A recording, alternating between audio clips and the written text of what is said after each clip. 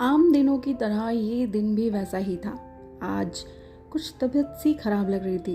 दिन भर के काम काज से निपट कर राधा थोड़ी थकान सी महसूस करने लगी और बिस्तर पर जल्दी लेट गई और अपने पति मोहन से रोज की तरह बातें करने लगी। राधा अपने पति को आवाज लगाते हुए बोलती है, अरे सुनते हो क्या? राधा का पति मोहन उसकी आवाज की हामी भरते हुए बोलता है, लेकिन राधा को लगता है कि मोहन ने उसे सुना ही नहीं और वो एक बार फिर से मरी सी आवाज में बोलती है, अरे बाबा सुनते नहीं हो क्या? इस बार मोहन थोड़ा सा कड़क कर बोलता है, अरे हाँ भगवान सुन तो रहा हूँ, बोलो। और पूछता है, अच्छा राधा तुमने मेरा हल्दी वाला दूध नहीं दिया, कब तक दोगी? सोच रहा हूँ जल्दी पीकर सो जाऊँ, कल सवेरे जल्दी जाना है और कुछ काम है तो सुबह सुबह ही निकलूंगा। अच्छा तुम ये बताओ कि आज इतनी जल्दी कैसे बिस्तर पर? वैसे तो तुम 10 बजे तक भी बकरी की तरह एक टांग पर घूमती रहती हो। क्या हुआ आज, सब ठीक तो है ना?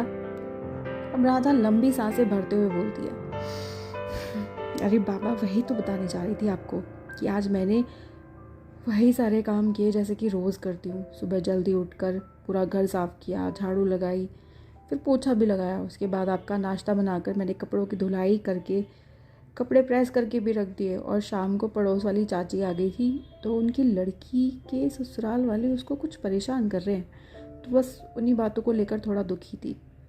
फिर बस रात का खाना बनाना मेरे लिए थोड़ा मुश्किल सा लग हो गया था। मोहन ज़ोर से हंसा और बोला, अच्छा चाची की लड़की ससुराल में परेशान है, इस बात पर तुम को भवन में चली गई, बस इतनी सी बात पर? और अगर तुम्हारा खाना बनाने का मन नहीं था तो कोई बात नहीं है, बाहर से खा लेते, तुम बिना खामा की टेंशन लेती हो। इस बार राधा जोर से हुंकारे भरकर बोलती है, आपको तो हमेशा मजाक ही लगता है, मेरी बातों को कभी सीरियस लेते हो आप? जब देखो बस मजाक ही सोचता रहता है, मेरी तो आपको कोई पड़ी ही नहीं है। तब मोहन हंसकर बड़े प्यार से राधा को पूछता है, अरे मेरी चटपटी क्या हुआ? अच्छा चलो बताओ, मैं चुपचाप तुम्हारी बात सुनूंगा और हंसूंगा भी नहीं, बताओ चलो क्या हुआ? अब राधा थोड़ी रौबदार आवाज में बोलती है, आज सुबह से मेरा कुछ खाने का मन नहीं किया और 2-3 बार मुझे वॉमिटिंग भी हो गई। मुझे लगता था कि पेट कुछ सही नहीं है। कल आप थोड़ा जल्दी आ सकते हो क्या? फिर डॉक्टर को भी दिखा लेते हैं, क्योंकि मुझे इससे पहले भी हुआ था पर मुझे लगा कोई परेशानी वाली बात नहीं है, पर अब इस हफ्ते में तीसरी बार हुआ है ऐसा और मुझे लगा कुछ गड़बड़ है तो आपसे बात करूं। बताओ कल चले क्या? मोहन एकदम हामी भरते हुए बोलता है, ठीक है, कल दफ्तर से बाहर कि कुछ लोग आ रहे हैं जो कल दोपहर तक चले जाएंगे, उसके बाद आधे दिन की छुट्टी ले लूँगा, बस तुम तैयार रहना क्योंकि तुम सजने में बड़ा टाइम लगाती हो।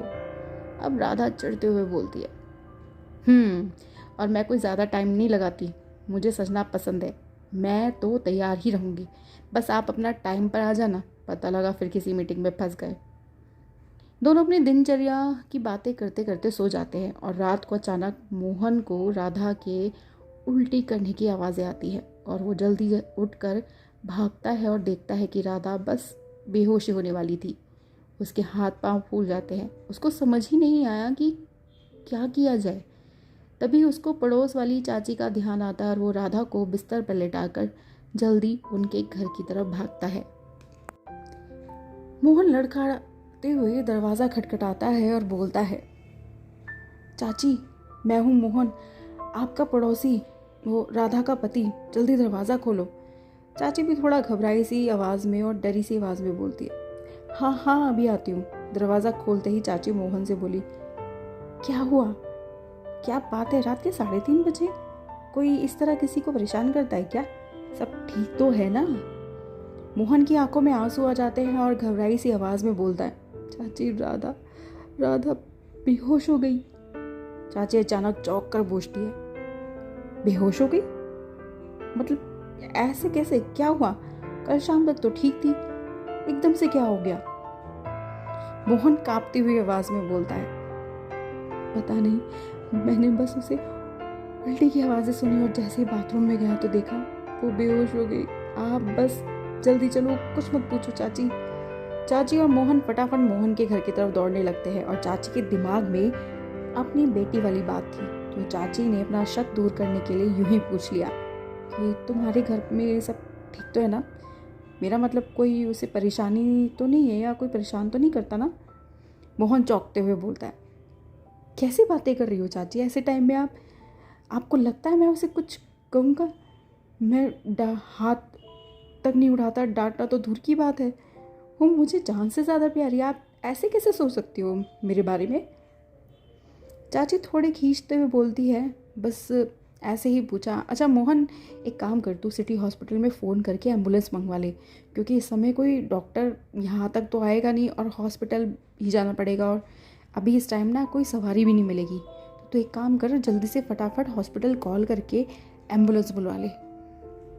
अब मोहन हॉस्पिटल कॉल करके एम्बुलेंस बुलवाता है। अब एकदम से कहानी के शुरुआत में ही कहानी की हीरोइन को क्या हो जाता है, ये क्या ट्विस्ट है, क्या कहानी है, क्या सस्पेंस है, सुनने के लिए जुड़े रहेगा हमारे साथ इस कहानी के अंत तक। और ऐसे ही और नई कहानियाँ हम आपके लिए लाते रहेंगे। Thank you.